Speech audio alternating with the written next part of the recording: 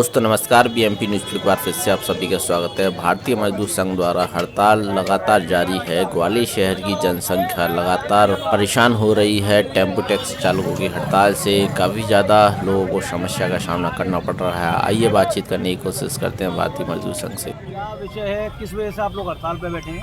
हम 12 सूत्रीय मांगों को लेकर हम 9 माह से संघर्ष कर रहे हैं। जिला प्रशासन को हमने कई बार जिले का घेराव भी किया, जिला कलेक्टर जी का धरना भी दिए इसी फूलबाग प्रकरण में, और 20 जून को हमने हड़ताल भी की थी। तब भी लिखित में हमें आश्वासन मिला था कि 15 दिवस में आपका निराकरण करा दिया जाएगा। उसके बाद फिर हमने 6 तारीख को कलेक्ट्रेट का घेराव किया। तब भी एडीएम महोदय आए तो उन्होंने कहा हम 10 तारीख तक आपका निराकरण करा देंगे, लेकिन तब भी निराकरण नहीं हुआ था। तो हमने पहले ही से हमने उनको अवगत करा दिया था कि 15 तारीख से हमारी 3 दिवसीय भूख हड़ताल रहेगी और 18 तारीख से हम टोटल हड़ताल पर चले जाएंगे।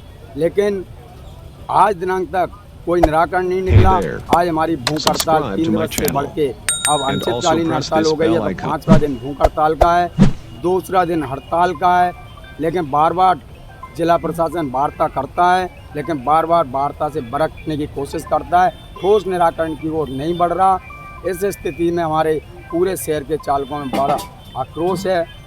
मुख्य मांगों में से आप की कहूँ तो मैं ग्वालियर की लोकल प्रशासन की मांग थी। हम लोकल प्रशासन से हमारी मांग थी तो जो हमारे टेम्पुओं के 11 रूट हैं जिस पे हमारा वैधानिक परमिट है, और परमिट है तो हमें चलने का अधिकार है, लेकिन ई रिक्शा इतने आ गए हैं कि हमारे लोगों का सारा व्यवसाय ख़त्म हो गया है। इससे हमारे लोगों का भूखन मरने की कगार पर हैं। हमारा सिर्फ एक ही उद्देश्य था कि 11 रूट से ई रिक्शा को अन्य जगह उनको रूट दे दिए जाएं।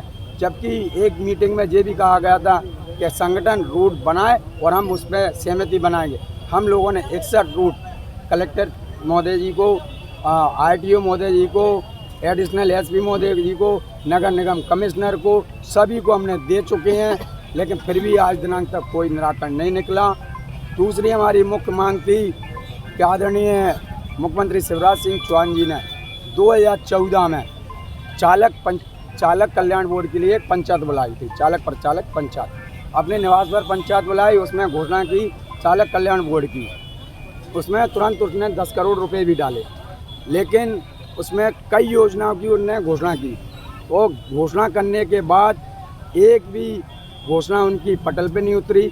आज तक कोई कार्य नहीं हुआ, हमारे चालकों को कोई सुविधा नहीं मिली।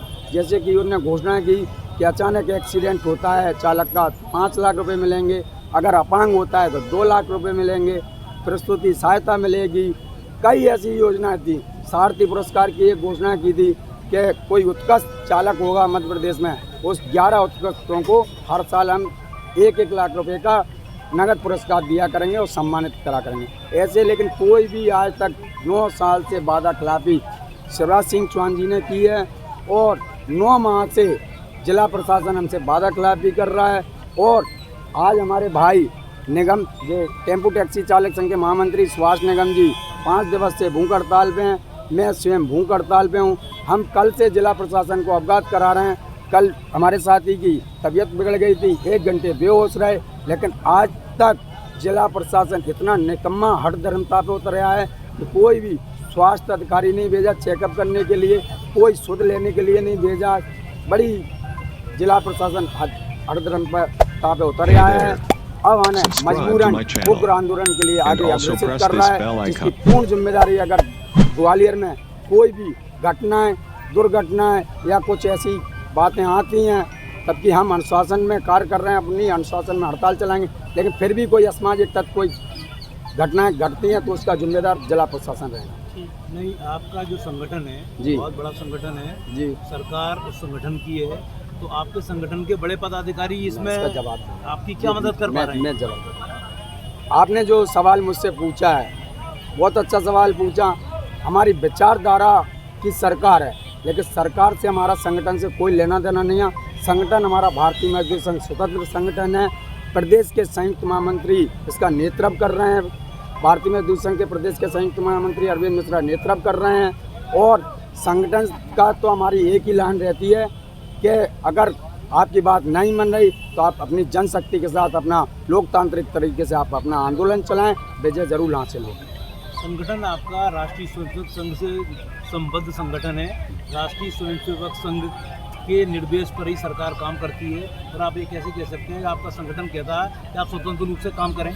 नहीं, ये विषय आपका हो सकता है, लेकिन हमारा स्वतंत्र संगठन है। हम किसी राजनीतिक पार्टी से एफिलेट नहीं है। संगठन जो आपका मूल संगठन, जो पितृ संगठन है, वो राष्ट्रीय स्वयंसेवक संघ का यह संगठन भारतीय मजदूर संघ है। उसके बैनर तले मजदूरों को एकत्र करने का कार्यक्रम है। आपकी ऐसी क्या लाचारी रही संगठन की कि वो सरकार से बात नहीं कर पा रहा? मैं इस विषय पर जानना चाहता हूँ। मैं इस विषय पे ये बता रहा हूँ आपको कि हम मानते हैं, हम RSS के लोग हैं, हम संघ के लोग हैं, मैं भी मान रहा हूँ, लेकिन कुछ ऐसी चीज़ें होती हैं जैसे ट्रांसपोर्ट का आंदोलन है, तो संघ अपने स्तर पे उतना ही हमें सपोर्ट करता है जितना कर सकता है, क्योंकि वो संघ कहता है कि आप यूनियन चला रहे हो, आप अपनी लड़ाई स्वयं लड़ें। हाँ, हम आपकी वार्ता कराएंगे, वार्ता कराने के लिए हम कोशिश कर रहे हैं। कोशिश हमारा संघ लगा है कि कहीं से चालकों का जो मांग पत्र है निराकरण निकले जल्दी, और हो सकता है बहुत जल्दी निराकरण निकले। दूसरा एक सवाल है कि अभी देखने में आया आपके जो Hey there. संगठन से Subscribe to my channel वो आपके साथ शामिल and हैं, also जो लोग press this व्यापार bell अपना करना icon. चाह रहे हैं, शामिल नहीं है, तो उसको बड़ा बुरी तरह से रोका जा रहा है। उस पर आप क्या कहेंगे? मैं आपसे इतना ही कहूँगा कि मैं मंच से 5 दिन से यहाँ बराबर आवाज़ दे रहा हूँ कि हम अनुशासन में काम करेंगे, और हमारे जितने भी भारतीय मजदूर संघ कार्यकर्ता हैं, जितने भी हमारे चालक बंधु हैं, सब अनुशासन में काम कर रहे हैं। लेकिन कभी कभार क्या होता है, जब बड़ा मूवमेंट होता है तो कुछ असामाजिक तत्व घुस आते हैं और वो खुद ही घटना करते हैं और बदनाम हमको करने की कोशिश करते हैं। दूसरा